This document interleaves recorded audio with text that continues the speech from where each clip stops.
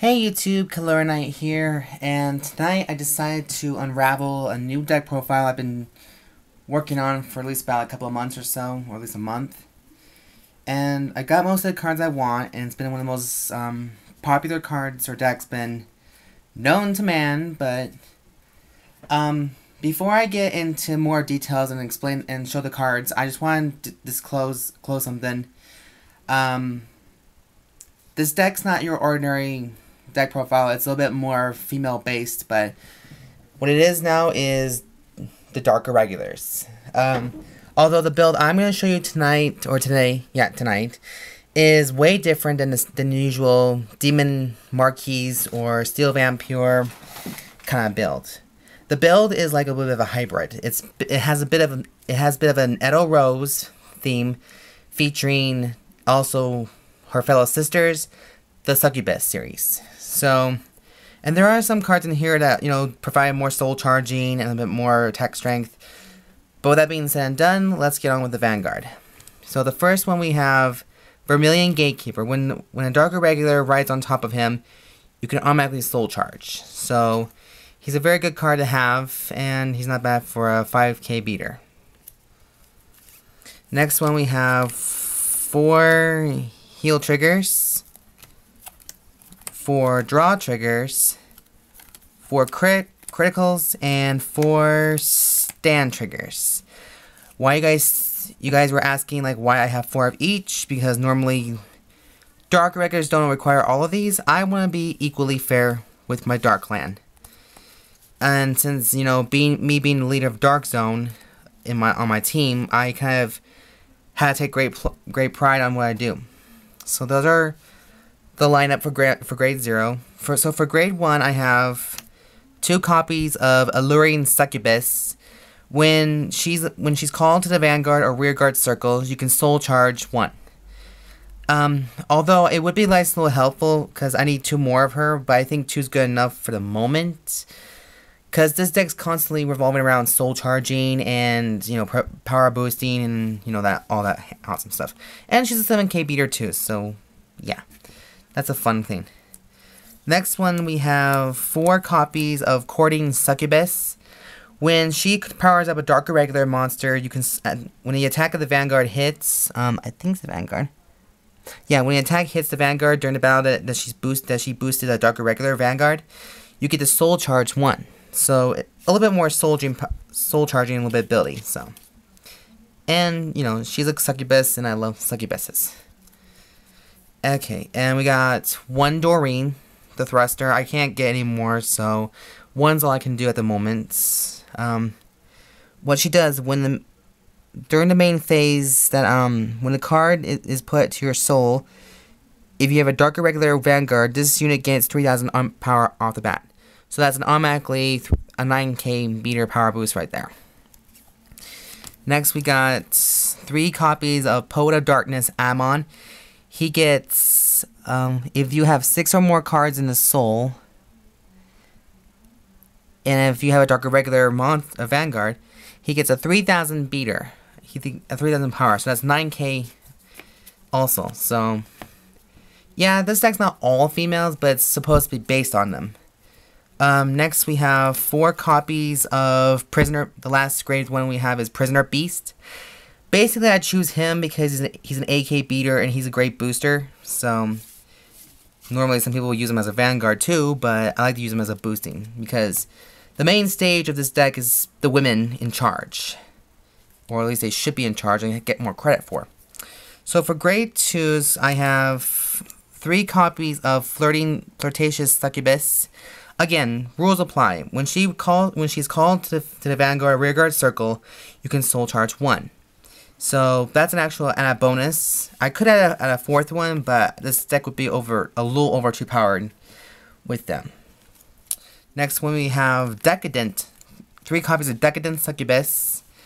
Every time when a dark irregular is called to the Rearguard circle, you soul charge 1. So basically, if you call all 5 rearguards, you're basically going to get 5 soul charges out of it. So I have to morally agree with this. So, and it only works on the Vanguard circle. Next one we have 4 copies of Werewolf Seeger. Basically, he's a 10k beater, and if you're running Edel Rose, he's also a good thing to a must, because you can't use her skill without Werewolf Seeker on Soul, which unfortunately even though I don't want him in there, but you know, if you're running Edel Rose, you're gonna have to have him. Last one, we have 1 copy of Demon of Aspiration Ammon. Same rules apply for the other grade 1 Ammon. He gets a 3,000 power bonus so long as you have 6 or more cards in the soul. I think it's 6. Yep, 6 or more cards in the soul. Everyone's always going to say, I know what you're all probably going to be thinking, like, why not just run all 4 of these? Honestly, I only have 2, but it's either... I'm trying to get this based on more female-like than mostly men or demonic. There's a little bit of demon involved in this, but it's not like Tetsu Sinjo's beaters. So anyways, moving on to grade 3s, we have 4 copies of Edel Rose, the main bitch in charge of this deck. Without Werewolf Seeker, you can't activate her skill, but she does have a hand ability, so that's a good thing too. When can you discard her? Reveal this card to your opponent and put it on top of your deck.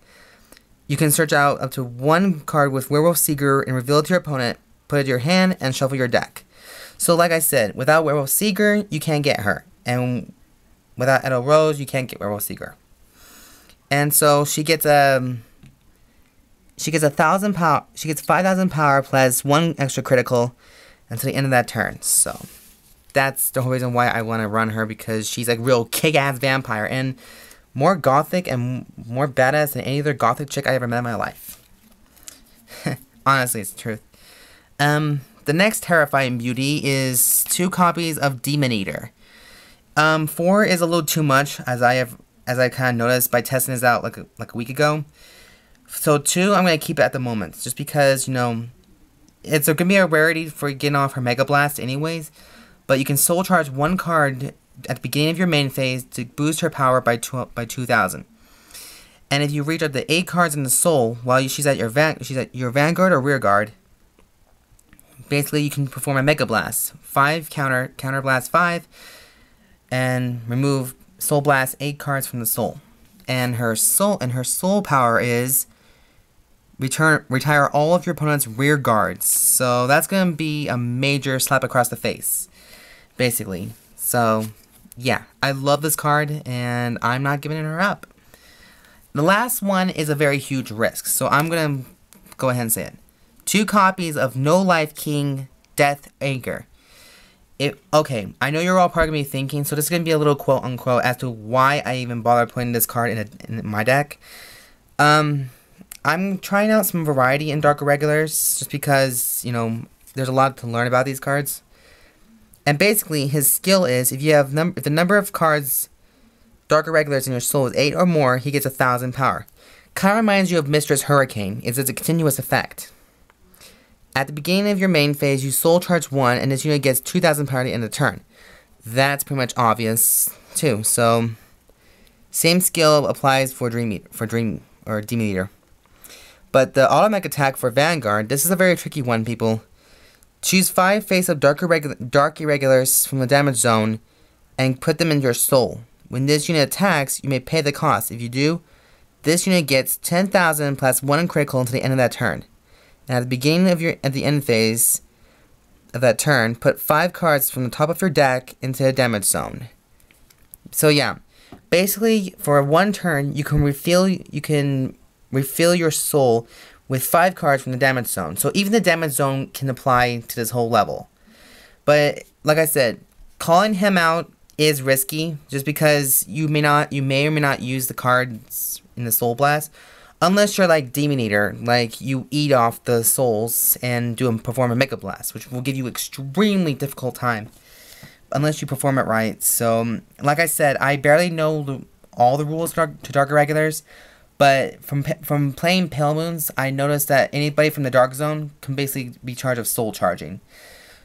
So yeah, I decided to run him, so he's like the only male that is in this deck, or maybe there's a couple more, I just don't remember. And don't know, don't care, don't give a flying rat's ass. So yeah.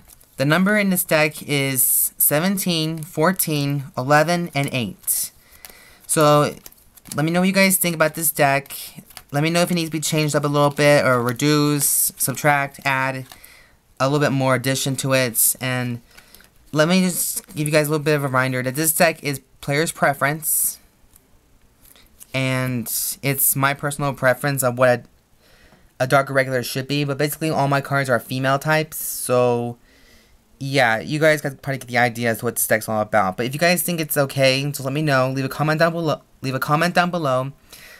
Please subscribe to Color Night, and yeah, all that good stuff. And rate, like, dislike this video if you want to comment about it. And yeah, so I'm gonna go get some dinner, and I hope you guys enjoyed this video. So I'll talk to you guys later, okay? Have a very great night and a very great weekend, okay? Talk to you guys later. Bye!